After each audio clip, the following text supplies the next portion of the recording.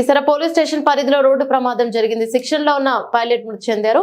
మేడ్చల్ జిల్లా కిసర police station పరిధిలో outer ring రోడ్డుపై రోడ్డు ప్రమాదం జరిగింది. ప్రమాదంలో శిక్షణలో ఉన్న పైలట్ శ్రీకరణ్ రెడ్డి 26 సంవత్సరాల వ్యక్తి అక్కడికక్కడే మృతి చెందారు. కిసర నుండి గట్కేసర్ వైపు వెళ్తున్న I-10 కార్ TS08FV 2468 కారులో ఉన్న శ్రీకరణ్ రెడ్డి యాదగిరి గుట్టకు వెళ్తుండగా చోటు చేసుకున్న ప్రమాదం.